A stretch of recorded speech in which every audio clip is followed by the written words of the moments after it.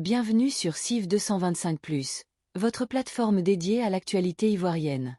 Abonne-toi dès maintenant à la chaîne et active la cloche de notification afin de ne manquer aucune information importante. Ici, nous te proposons des analyses, des débats, des reportages et des mises à jour fiables sur la vie politique, sociale, économique et culturelle de la Côte d'Ivoire. Reste connecté pour suivre les grands événements, les décisions majeures et les faits marquants qui façonnent le pays au quotidien. CIV 225+, c'est l'information ivoirienne en temps réel, claire et accessible. Rejoins notre communauté et reste informé, où que tu sois. Annoncé par certains candidats, dont certains de l'ADC. On a vu Assalé Timoko qui, dans une vidéo, parlait de certaines choses. Observation sur ce point, mais regardez aussi la liste qu'il proposait. Bon, effectivement, je pense que comme tous les Ivoiriens, on a vu les nombreuses sorties de M. Assalé Timoko sur les réseaux sociaux, notamment dans les vidéos, où il disait qu'il a gagné, que les voix ont été renversées. Aux dernières nouvelles, il a envoyé toutes les preuves à toutes les ambassades. Moi, ce que j'aimerais dire à M. Assalé Timoko, c'est qu'à la vérité, aucune ambassade ne peut s'y mixer dans cette affaire. C'est une affaire interne à la Côte d'Ivoire.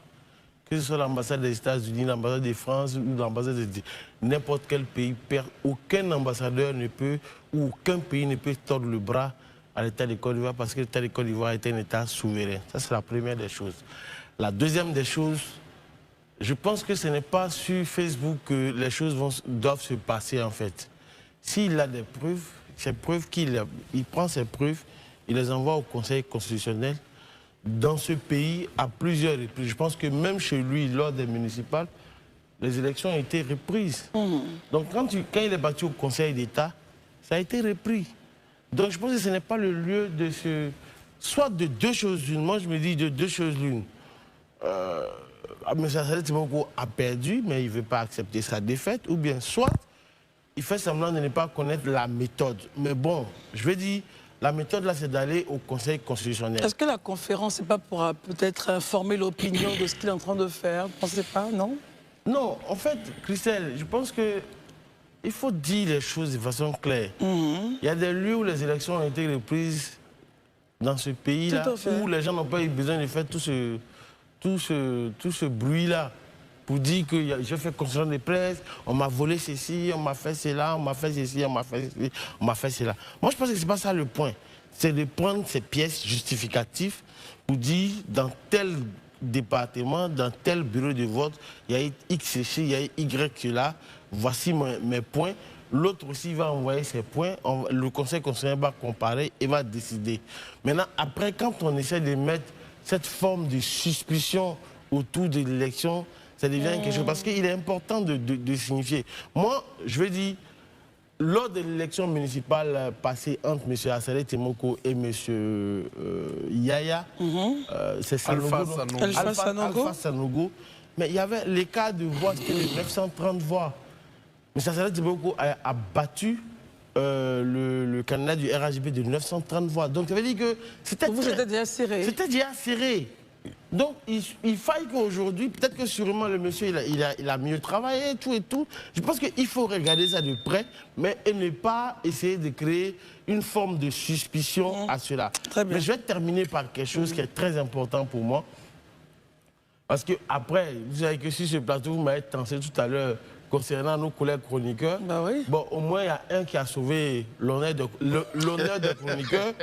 Il s'agit de Guillaume Bateau, parce que mon grand frère André Sylvain Kouna a perdu, Arthur Banga a perdu, Geoffroy Kouao a perdu, Herman Oboa, mon collègue, mon cher collègue aussi a perdu. Il est arrivé quand même troisième. Non, il est arrivé quand même troisième, c'est la deuxième fois. Je veux dire, il ne faudrait pas qu'il se décourage, il faut qu'il continue, parce que c'est après... Troisième sur 6 candidats. vous voyez que c'est... Il a la moyenne. Il a la moyenne. Il a véritablement la moyenne et je tiens véritablement à l'encourager. Pour les questions de fraude, Christelle, c'est ça mon point là-dessus. Il faut que chacun amène ses pièces au Conseil constitutionnel. Élisée, ensuite, okay, d'accord, je réagis sur le point ADECI. Oui, je réagis sur ce que Daouda a dit. Déjà, il faut reconnaître que c'est le droit le plus absolu de M. Assalé Timoko de contester quand il estime qu'il y a des éléments de contestation. Voilà, ça c'est son droit le plus absolu. La loi lui le consacre. Donc vraiment, on ne peut pas en faire... Ce n'est pas un fonds de commerce. Laissez-le exprimer son mécontentement. C'est son droit le plus absolu. Cependant, j'estime que, quoique c'est son droit, mais lui, il nous a appris, en tout cas moi, quand je l'ai observé, à faire les choses dans les règles de l'art. C'est-à-dire? C'est-à-dire saisir les juridictions, se rapprocher de ceux qu'on doit entendre par rapport à une situation. Et je pense que, ou du moins, je l'exhorte à poursuivre cette voie. Voilà ce que l'article 101 du Code électoral dit. Je vais lire ça et je vais terminer par ça. Allez-y, Élisée. L'article 101 du Code électoral que je tiens dans la main, et je me balade toujours avec d'ailleurs, voilà ce qu'il dit concernant les contestations. Le droit de contester une élection à l'Assemblée nationale dans une circonscription électorale donnée appartient à tout candidat ou à toute liste de candidats de la dite circonscription, à tout parti ou groupement politique ayant présenté une candidature dans le délai de 5 jours à compter de la date de proclamation solennelle des résultats provisoires faite par la commission chargée des élections.